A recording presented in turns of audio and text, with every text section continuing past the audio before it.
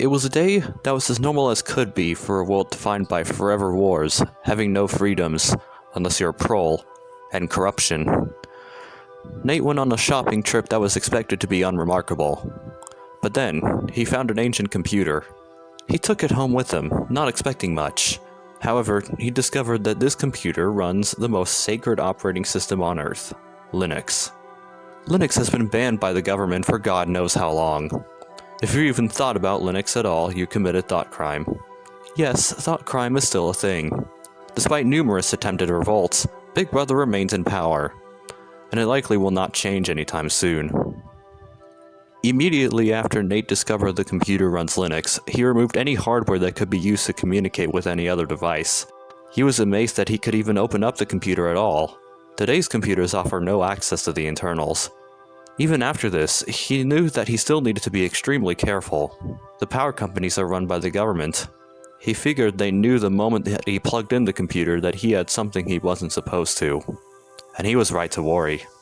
Nate knew full well he wasn't supposed to use this computer, but he used it anyway. He couldn't resist his curiosity. After all, who knew what kinds of ancient relics could be on this computer? Okay, what else do we have here? What? Am I seeing this right? Is that a government back door? Shit! Is there some way I can get rid of this? Let's try to kill it. Oh god!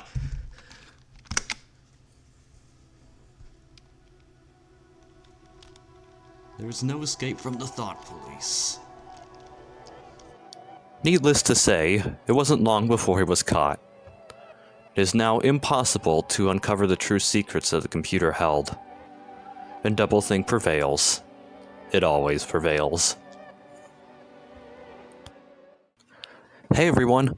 It's about time I do another one of these holiday specials. The last time I did one was 2 years ago. Not like I can keep my upload schedule consistent and all, but at least I bothered putting the effort in.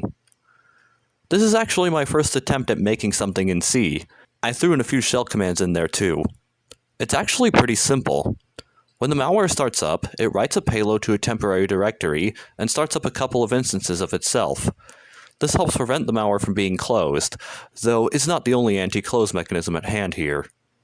When one of the program's child processes dies, or it receives any signal that would normally terminate it, the program executes its payload. Most tools send sigterm by default, so if you aren't careful, you will trigger the payload. The only signal that cannot be caught or ignored is sigkill, so it's still possible to kill the program, but attempting to kill it in any other way will trigger the payload. It spams fake error messages, triggers a blue screen on devices using systemd, and deletes all kernels installed on the system. After it does that, the system reboots.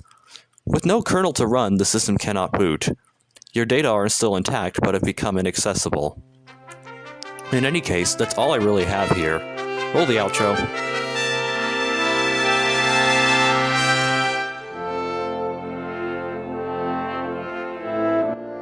Oh, and before you ask, yes, the title is a direct reference to 1984.